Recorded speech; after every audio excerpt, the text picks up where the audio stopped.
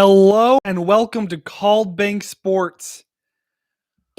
Well, I don't think that was the game any of us were hoping for, in the slightest bit, especially after an absolutely dominant second quarter, going into the third quarter with a 22-point lead. Donovan hitting that deep shot to go up 25, to have that all turn around and lose by 12, to have there be a 37-point swing in the matter of, less than 24 minutes was not what any of us wanted to see. And again, the Jazz ended up losing a game. I feel like what they've really lost the last few games on is 2-point shots. The Clippers made 6 more shots, took 5 less threes, made 1 less than the Jazz, and some more layups had went. I think we're looking at a different game here, but that's not what happened. And what I really felt like I saw these last few games is just the Jazz's lack of depth. And obviously, they were one of the deeper teams, but the Clippers are a very deep team. And when you have Mike Conley, who didn't play the first 5 games of the series, when you have Donovan Mitchell, who's been playing on a bum ankle since game 3, and just seeing them not being able to finish, the Jazz only won 1/3 quarter. And maybe not technically, but there's only 1/3 quarter worth talking about this series for the Jazz. And that was game 1 when they had their amazing comeback. Game 2, they had a big lead and almost lost it. They lost it here in game 6. Game 3 was kind of close, if I remember. I could be wrong, but games 4 and 5 were not. And apologies to all of the people who predicted Clippers in 6, even after game 1, who I thought were crazy. So definitely just really disappointing right now. I will get into the game a bit and get to the chat here for everyone who's watching live.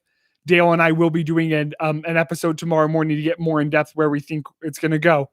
I remember saying, I believe it was at the beginning of the season, that the season would be a disappointment and a failure for the Jazz if they did not make it to game 7 of the second round. And I do definitely feel that way. While obviously there was a lot of exhaustion in the second half, I still feel like there are things that they should have been able to do to pull this out, and they didn't. And again, it's a what could have been if Mike Conley didn't get hurt, if the Jazz had won game 1 in that Memphis series, maybe swept, if Donovan doesn't get hurt this series and we're at full health. Now there's the what if on the other end for the Clippers that I'm not going to take away, where what if Serge Ibaka gets to play the series? What if they get more rest coming into it? What if Kawhi Leonard doesn't get hurt? Like, there are what ifs there that definitely give them a better chance to win. Since if we're saying what if the Jazz were entirely healthy, we do have to say what if the Clippers were entirely healthy. So just a really disappointing way to end the season. The Clippers are a good team. I do believe this series should have went to at least 7. And again, it's a what could have been, but the Jazz are a good team, and they definitely had chances for there not to be what could have been this series. Points in the paint, the Clippers barely outscored the Jazz 42-40. Jazz had 3 more fouls than the Clippers. Assists, Clippers had 8 more assists. The Jazz had 17 turnovers to 8 points, and the Clippers had 31 points off of turnovers. So it is kind of fitting. Most of those, I'm sure, came in transition for the thing that Dale and I frequently mentioned this year: turnovers, to be what sealed the fate. Those transition twos won the game for the Clippers, and there's more to it than that. That's a really simplistic view, but I mean that's kind of my takeaway. If you get rid of those transition points, it's a much different game, and it's in favor of the Jazz. They've had some of their worst defensive performances of the year in this series against the Clippers. And while I will not say that Rudy Gobert was played off the floor in other playoff series, I feel like that's just kind of people who didn't really watch the games, and I would need to go back, and do some more in-depth analysis, but that's my feelings. The way the Clippers were able to play small was very concerning for Rudy Gobert and his value on the team. Like, obviously, he's not going to be traded anytime soon. The Jazz are going to have to figure a way to work this out. And again, if Donovan's not hurt, he's able to do a much better job on defense, though he did put a lot of heart into it. So Jazz are going to have to take a look at how do we face small ball lineups, because if you end up playing those in the playoffs, You can't just take a few L's throughout the season. You have to be able to win 4 games out of a 7-game series to advance. Like, you've got to be able to do that. The Jazz are going to have to look and say, what do we do if Donovan or Mike is hurt? How do we get more depth? Mia Oni was pretty much the depth the Jazz had and wasn't enough. I love Mia Oni, but he was not ready for this moment. And Terrence Mann, shout out to him tonight. He had an absolutely great year. I just glanced in the chat, and the comment I saw off the top of my head that I was Donovan needs help. And he does, but this is the most help Donovan's had in a long time. Donovan obviously needs to get better as a player. He's amazing, but there's still, the sky's the limit with him. He can still improve significantly. But man, the real question is, if your backups are Joe and George and Derek, what are you going to be able to pull off with, those like 3 players?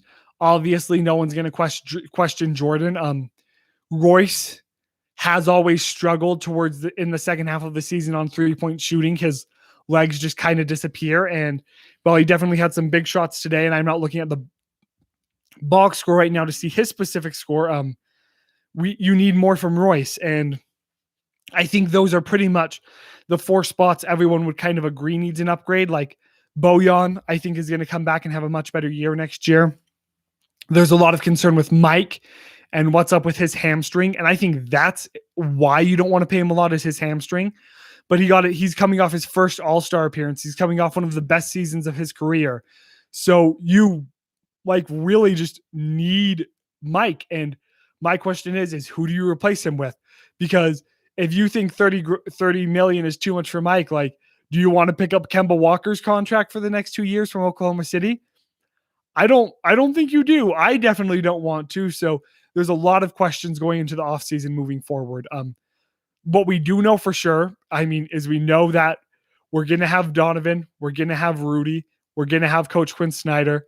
Nobody in the front office is getting fired this year. And I totally left off 7, 8 other players. We're keeping Donovan, we're keeping Rudy, we're keeping Jordan. We're keeping most of our core because, the Jazz are keeping most of their core because what the Jazz do is they do not overreact. And right now, what a lot of fans want the Jazz to do is overreact.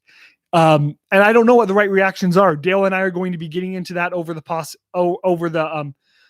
off season here. So if you guys want to leave subscribe wherever you're watching, we're going to keep talking about it. So, and that's going to start tomorrow morning. So stay tuned for our podcast tomorrow afternoon.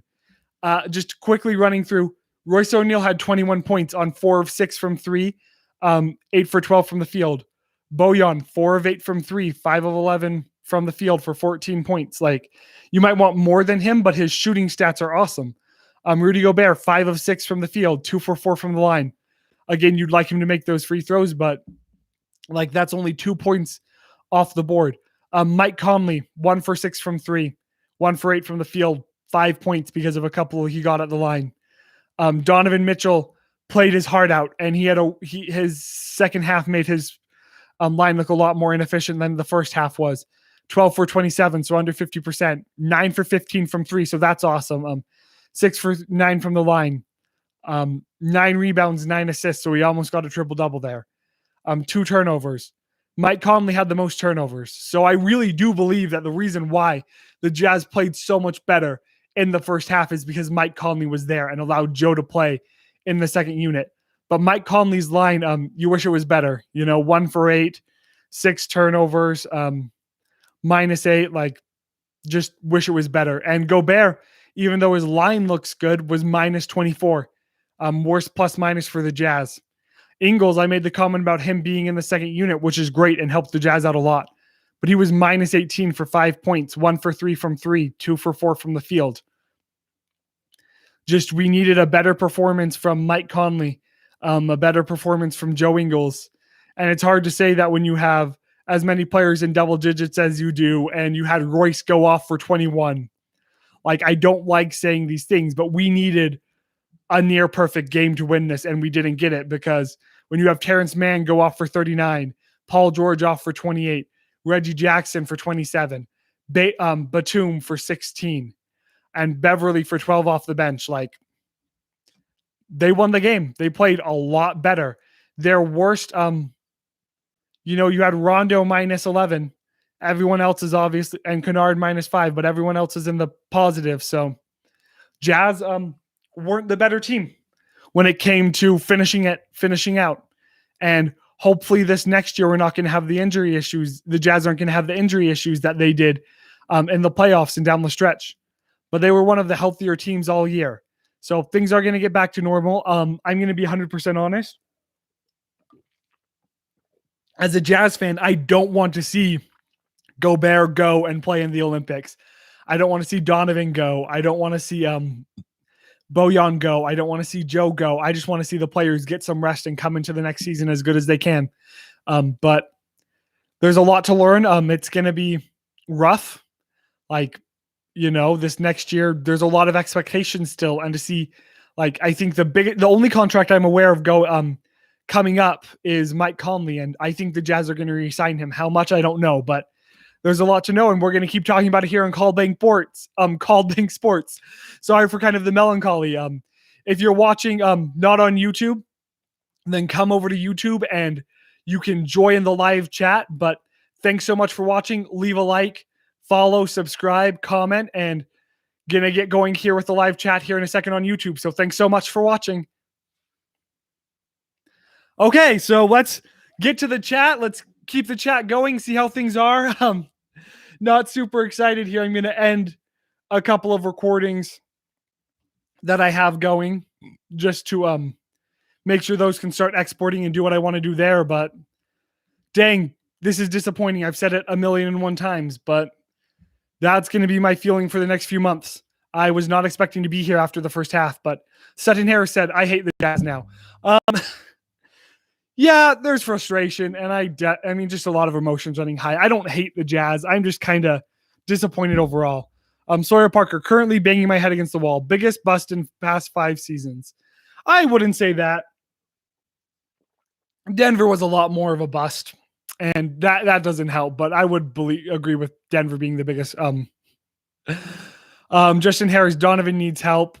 Who can they trade or draft to help Donovan? I really don't know. I don't know where to go, because I definitely kind of side with the Jazz on not overreacting. And it's really hard for me to look at things and look where the Jazz have got and not be mortgaging your future, right? Like, I don't think anyone wants the Jazz to go out and give up 5 first-round draft picks to pick somebody up, which is what they might have to do, or to give up the capital. So I don't know. I'm always more conservative on that end.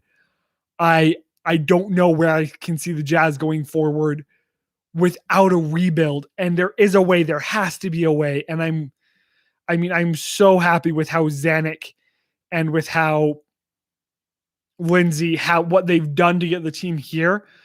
But the Jazz definitely need to find a new gear. And like, how do you now push from becoming a team that can get home court advantage perennially in the West?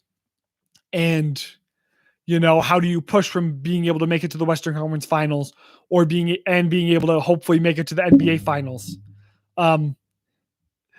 Sawyer Parker, if PG was not so dumb and hurt Donovan in game 2. I mean, if you want to go with that logic, I don't know.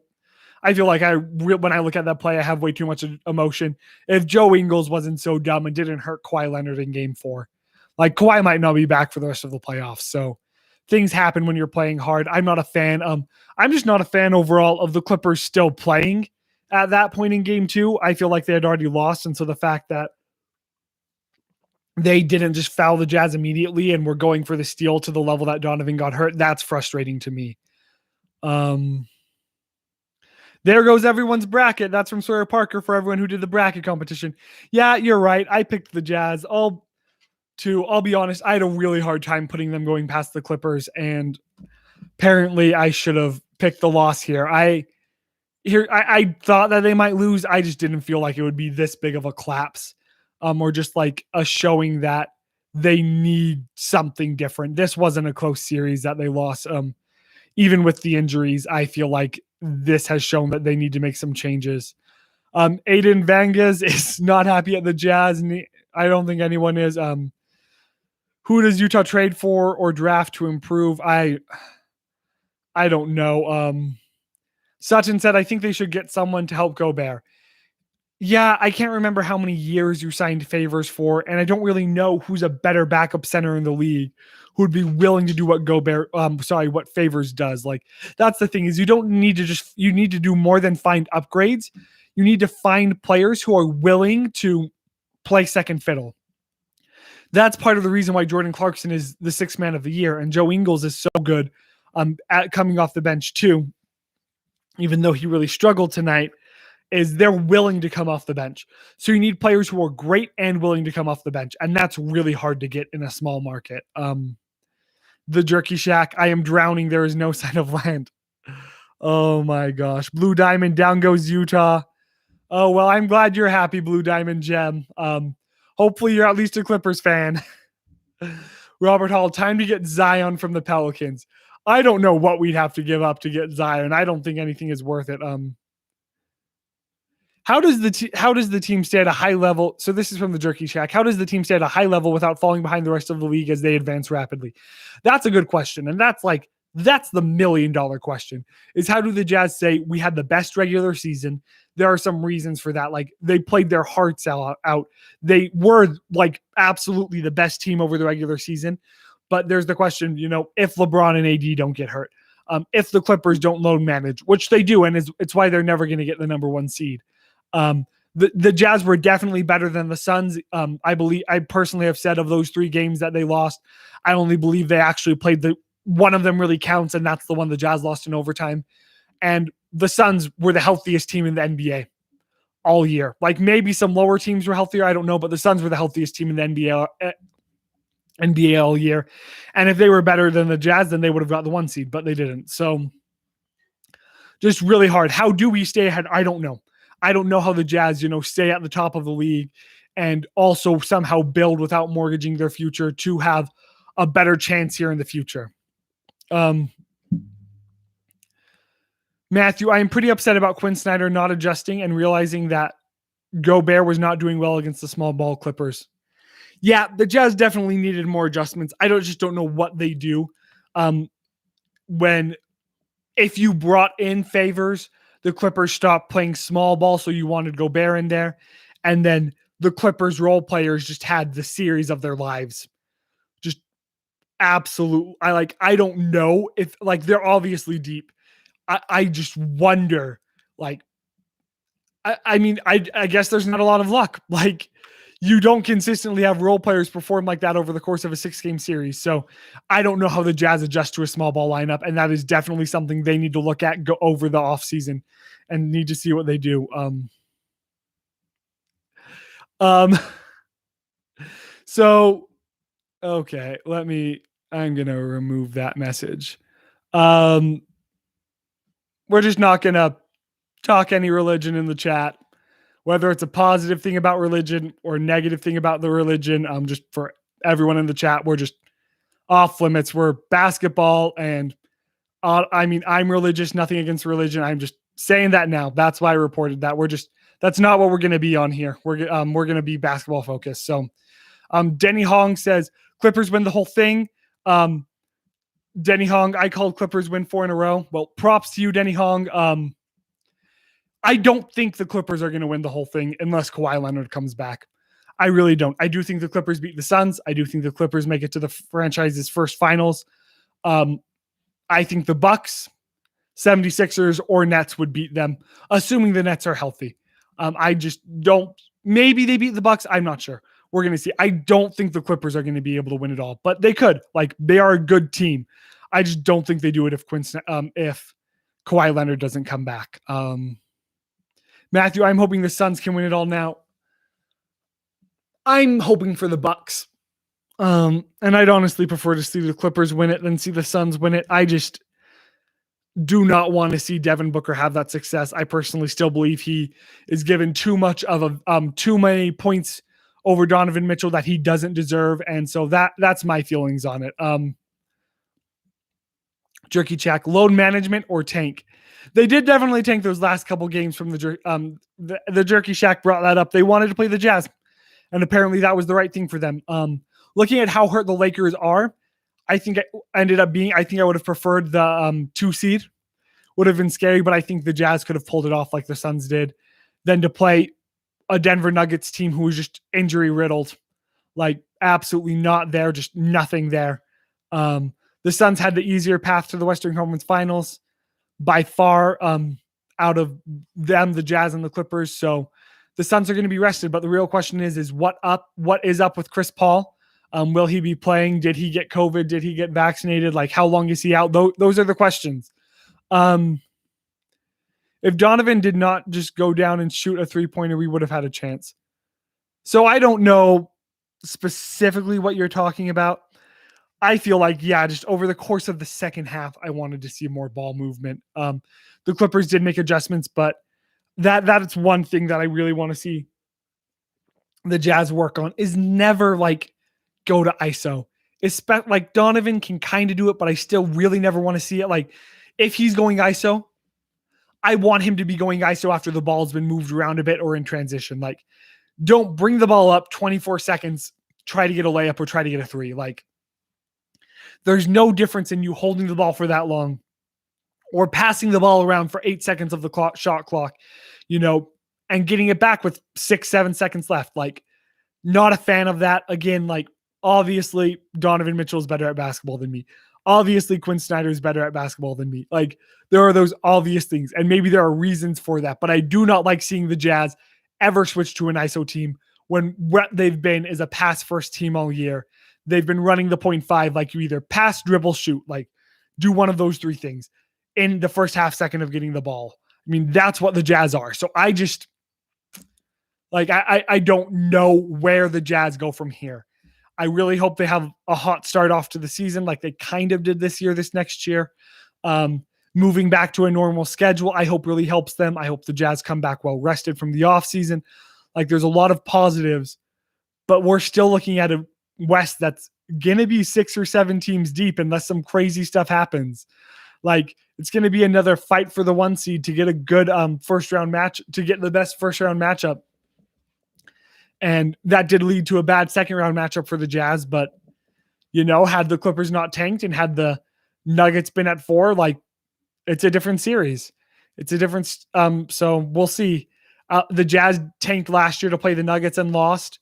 Like, I'm not saying the Jazz have never done it, but I'm interested to know in what way, if any, you could fix that. I have my suggestion. My suggestion is, which might involve you getting rid of the play-in game, is 1 seed gets to pick who they play, 2 seed, so on and so forth. But I don't think the NBA is switching to that anytime soon. Sutton Harris just said, I wish there was more ball movement, and Shofi Villamia says Jazz did not go small ball. And maybe we see that. Maybe this next season, after Ilyasova actually gets some more time to get into it, maybe the Jazz do go small with Ilyasova at the 5, and that's how they combat these moments. Like, Ilyasova is a much better defender than Bojan. We did see that Bojan can play pretty solidly. So maybe that's what you see the Jazz do. They go out and their tallest player on the court is 6'9". You have Royce to guard the number 1 option. Then you have Donovan, Mike, Bojan, and Ersan. Like, maybe that's what the Jazz do. There are changes that they can make, and the Jazz do make off-season adjustments. They came out and had one of the most iconic 3-point shooting seasons of all time, and didn't lose in the playoffs because of 3-point shooting. They lost in the playoffs because of 2-point shooting and transition opportunities and turnovers. So ball management, like ball handling, keep the ball, no bad passes. I mean, the Jazz need to not turn over the ball the way that they do. So it's been a rough season. It's been a rough series. This is the best season the Jazz have ever had in my lifetime. If you want to argue, they did make it to the finals, in my first few months of life, but I'm not going to count that. I don't remember it. So there's a lot of amazing things to remember out this year. This was the first year that the Jazz clinched the number 1 seed overall in the league. Like, Donovan Mitchell had a season to remember. Rudy Gobert got a defensive player of the year. The Jazz had 3 all-stars. Jordan Clarkson was 6th man of the year. I don't remember his name, but the Jazz had the the Jazz head equipment manager, I think, won head equipment manager of the year this year. I saw that the other day. So shout out to whoever that is. But it's just rough, you know. You wish every year ends in a title, right? And if the Jazz and this year you really at least wanted the Western Conference Finals again. This would have been the first year they've earned a trip to the Western Conference Finals in over 2 decades. I know there was the 2008 season. I still feel like that was kind of everything falling right. And this year they could have earned it. I really feel like they could have earned it, but that didn't happen. So thank you guys so much for this season. Please keep tuning in for Saturdays. We're going to do our best to get an episode out every Saturday. Let's keep this going and let's start off next season strong. So if you haven't left a like, please leave a like, and I'll get back to the chat until that kind of dies down. And thanks again for making this a really special year. Dale and I appreciate every like, every view, every subscription, every comment, every interaction. I think more than you guys can really understand to start this like we did kind of partway through last season and to end up having this year be just one of the most iconic seasons in Jazz history is something really special. So we can't thank all of you guys enough, and we're super excited to keep rolling on through the off season. So Sutton Harris said, who do you think would win, Man or Donovan in a one-on-one? Donovan would absolutely beat Man. I believe they're both 24. Maybe Man's 22, but I think they're both 24. Donovan is just more explosive than Man, but heck of a game for Terrence Mann tonight. Heck of a series for Reggie Jackson. Let's just go look at what Reggie Jackson did to the Jazz this season, these playoffs. Okay. So let's see. Okay. See all. Sorry, guys. This is taking a second here. Okay. So Reggie Jackson, game 1, 9 points and they lost. Game 2, 29 points. Game 3, 17 points in the win. Game 4, only 4 points. Game 5, 22 points. Game 6, 27 points. So he's averaging almost 20 points a game there. Maybe not quite, but absolutely, yeah, just props to Reggie Jackson. Props to the depth that the Clippers have. And there's a lot of players, who went there and maybe wouldn't have if they didn't have Kawhi Leonard and Paul George, and definitely kind of shows the star-powered league. And I guess if the Suns go, it's going to be, the commentary is going to be Chris Paul went to the Suns. If the Clippers go to the finals, it's going to be Paul George, and Kawhi. If the Nets get there, it's going to be they built a super team in free agency and trading. If the 76ers get there, it's going to be the process. If the Hawks get there, it's going to be 3-point shooting. If the Bucks get there, it's going to be how the heck did they manage that? But that's going to be the process. And so I guess the two teams I'm cheering for, as much as I don't want the 76ers, I guess I'm cheering for the 76ers, Hawks, and Bucks in the opposite order. So, yeah, no. Really hope one of these years to see some more small market teams make it there. Cavs don't really count in my mind as a small market team, just based on they are, but based on LeBron and him just bringing talent there. The Spurs and Mavs are the most recent memories that I have. But even then, the Spurs it was the process. It was getting some superstars there, even though most people don't call them superstars. So that's where I'm hoping to see the NBA go, is I really would like to see them.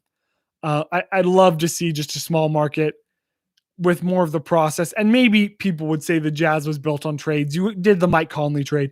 You had the Jordan Clarkson trade. And as I always have to remind everyone, when people ask if the Jordan Clarkson trade is the best trade in franchise history, maybe best midseason trade, it's up there with absolutely just banking Hornacek. It's up there with him. But I do always remind everyone, Rudy Gobert and Donovan Mitchell were both trades. Both of them were drafted by the Denver Nuggets and traded to Utah. So, yeah, the Jazz definitely had some trades there, and just really not sure. Sawyer Parker says Hawks and Bucks. I have a hard time imagining the 76ers losing at home Sunday, but it's definitely a possibility. I did not imagine this game going past 5. When the Hawks won game 1, I was absolutely floored. So, yeah, I don't know where it's going to go. What are your guys? Who, if you guys wanted to see either a move from the Jazz next season, or B, just kind of expectations for the Jazz, what are those? And leave those in the chat. I'm honestly shocked we have 20 people after a loss, and I know it's the end of the season, but typically losses just don't have people turn out to this level. So, yeah, it's been a season, and I really don't know what else I have to talk about.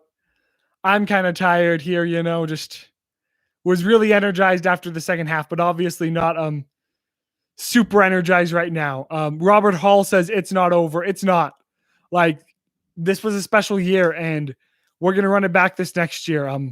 Like he says, there's a few years ahead of us, and it's really easy right now. And you guys can see that I've kind of got into it, to get into your head and to get into a mindset of like, the Jazz are never going to be great. Like, the Jazz are never going to be good.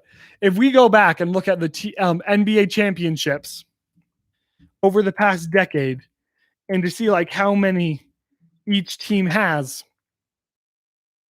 it's like, it's hard to get there, and you have a lot of repeats. Like, let's just go over. So my Los Angeles in 2020, Toronto kind of out of the blue there in a couple years ago. Then you have the Golden State Cleveland saga for 4 years. Then you have the San Antonio Miami Heat saga for 3 years. Then you have the Dallas Mavs beating the Miami Heat. Then you have Lakers, Celtics, Spurs, Heat thrown in there. Detroit Pistons kind of out of nowhere. Then you have Spurs and Los Angeles again through the late 90s. Then you have the Bulls, the Pistons, the Rockets, the Lakers, the Celtics. Like, there's a reason there's a lot of the same names. Like, these big markets do definitely have a lot of sway, and it's hard to get there. Like, it's hard to get there, and that's why you just don't see a lot of variety. So the Jazz do still have a few more years, and the West isn't going to get any less star-studded and deep. The East isn't going to get any less star-studded and deep. And if the Jazz are going to win, they're going to absolutely earn it 100%. So Dream Banana says, and I will preface this with, I do not agree with this. Fire Quinn Snyder and trade your entire future for Lillard. I do not think the Jazz should do that. Lillard is an amazing player, but I think that I am not alone, and I would take the upside of Donovan Mitchell over the few more years of prime Damian Lillard. Like, absolutely. I would be interested to see if Dame would ever want to come back to Utah. Played here in Weber State. Wish I had got to go see him play in college. That would have been amazing, since I didn't even know he was here in Utah. And that would have been awesome to go get to see him play and then go in the lottery and then be Rookie of the Year, to have seen him play in college. But wasted that opportunity that I'm never getting back. Sawyer agrees with me. No, he's good, but not that good. I really don't know what moves the Jazz can make. Keith Ryder says Karl Anthony Towns to Utah. I don't think Karl Anthony Towns would survive in Utah, because stars in Utah don't get star treatment. And Karl Anthony Towns, from everything I've seen, thrives on star treatment. That's what he wants. There's a reason Jimmy Butler left Minnesota. Like, there's a reason Thibodeau got fired from Minnesota. Like, if Jimmy Butler works his butt off, and Tom Thibodeau requires everyone to just work as hard as they can. And so if those players don't end up staying in Minnesota, then I just think that does not say anything good about Karl Anthony Towns. Triple Single said, go Bear for Porzingis. I'm not an undercover Mavs fan, I promise. No. Dale's an undercover Mavs fan. And he's definitely a big Jazz fan. Dale's an undercover Mavs fan, and he would say no to that. If Porzingis gets traded, it's to a team like what Oklahoma City did today, where they're just taking on the cap room. Like the Mavs are going to have to give up something to get rid of Porzingis. Like you can't just, no one takes out the trash for free in the NBA. So you either let him go and are on the hook for a lot of money, or you get him traded. The Jerky Shack, bring in Toto Wolff at GM and Lewis Hamilton at head coach. Nobody cares about, no, that is a Formula One reference. I'm not sure what the race is this weekend, if there is one, but I don't really think that Lewis Hamilton would do the best job at head coach, especially after his last race. I'd say had a worse meltdown than the Jazz tonight, but whatever you want to say. Triple Single, you So Triple Single is apparently looking for he is a Mavs fan and he wants someone to take Porzingis off their hands. I don't know how you're going to get Porzingis off your hands. Like, maybe you can get him traded to Orlando, but I don't even think Orlando is that much of a glutton for punishment. Like, Porzingis has been such a disappointment this year, and it blows my mind that it went from last season me hearing, and this was probably a bit more niche, but me listening to an NBA podcast saying, are Porzingis and Luka the best duo in the NBA? Like, are they a top 5, top 3 duo in the NBA? And then this season is like, no, they're not. They're not even a duo. Like, don't even use those words. The Jerky Shack, 7 titles don't lie.